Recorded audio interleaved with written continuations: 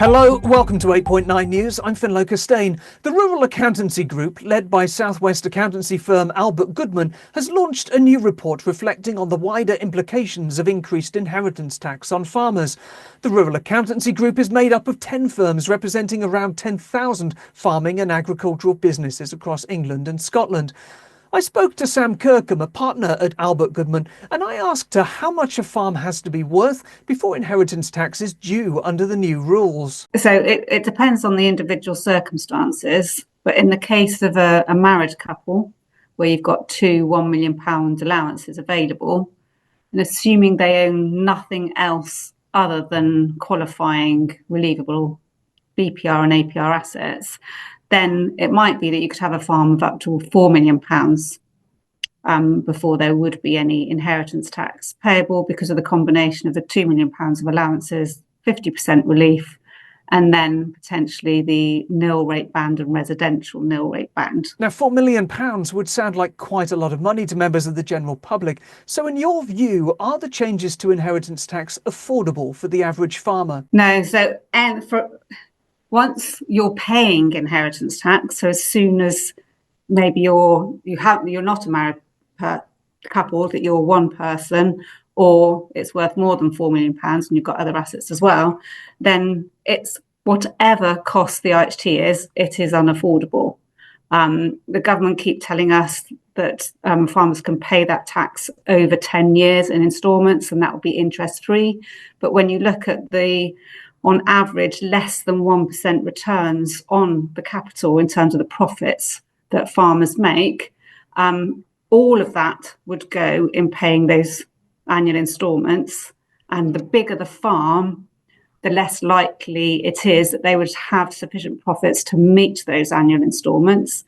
And that's before you even think about the fact that those profits are also needed to repay existing debt, hire purchase on machinery, fund living, reinvesting in the farm. So all of the profits would disappear in inheritance tax for 10 years, and in some cases there wouldn't be sufficient profits to fund those annual instalments. So yeah, it's completely unaffordable. And even over a 10-year basis, those annual instalments would be several tens of thousands of pounds every year. Yeah, I mean, a £6 million farm between a married couple, they'd be looking at annual instalments of £50,000 a year, and therefore all of the profits would go on paying the inheritance tax. They would be left with nothing to live off or to reinvest in the farm.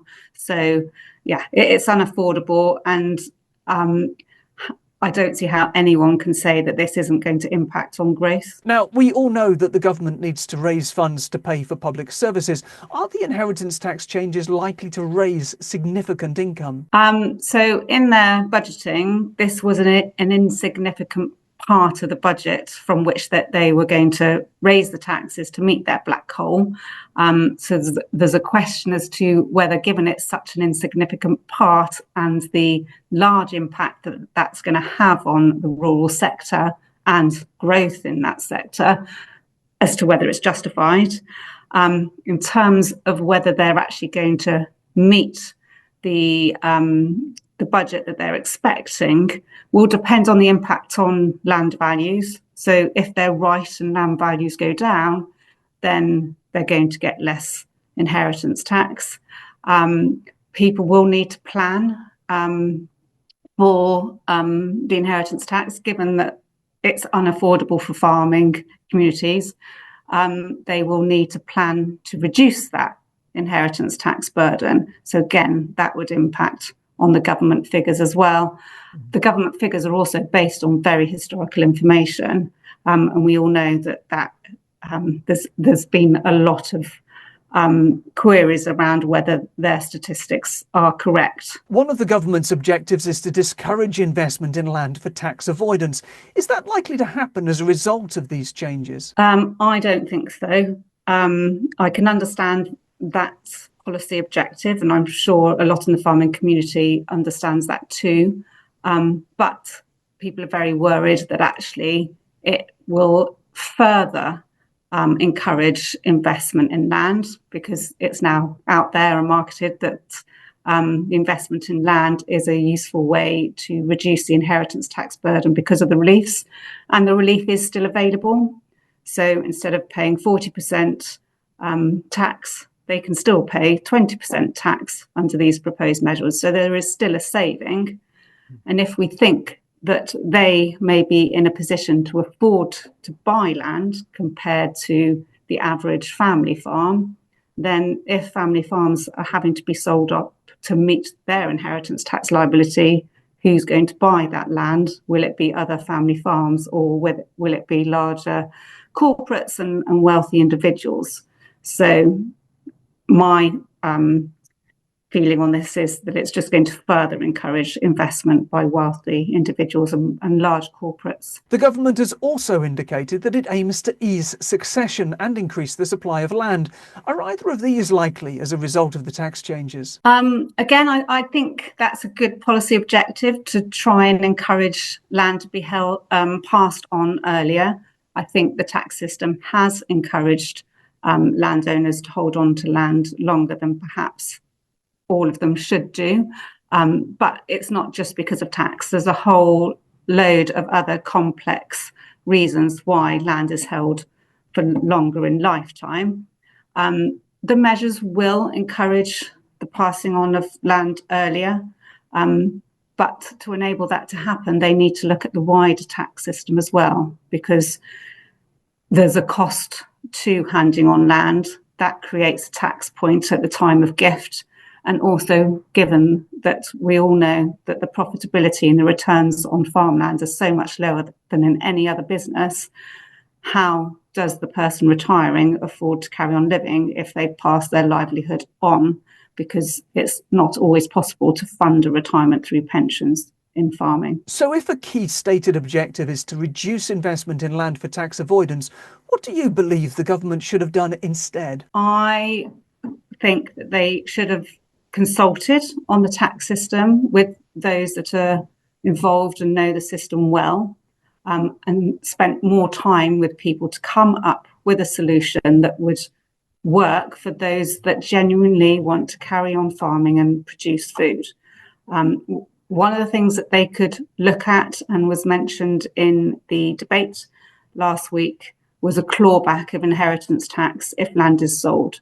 So if inheritance tax relief is claimed on death, but land is later sold within a certain time period, then there should be a clawback of that inheritance tax, because clearly the land isn't being retained to carry on producing food. You could lengthen the time it takes to qualify for the inheritance tax release. So at the moment, you can buy land and within 2 years, you could qualify for the 100% relief from inheritance tax.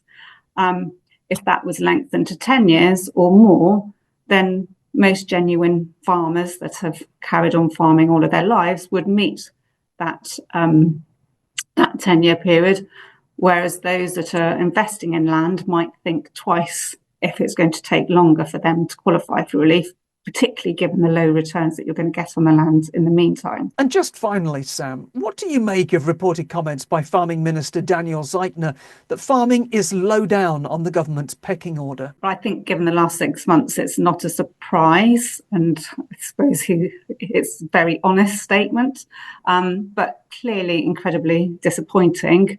I think the rural business is the backbone to a lot of what the Labour Party want to achieve with the environment, with renewables, with the building of houses. That all needs land, and agricultural land will come from farmers and landowners.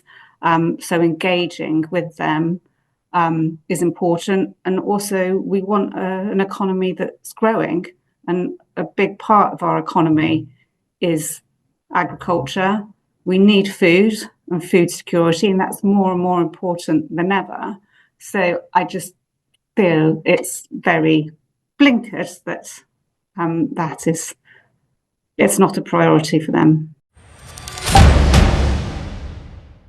That was Sam Kirkham from Albert Goodman. More news as ever on our website 8.9.com. That's all for now. We're back soon. Thanks for watching.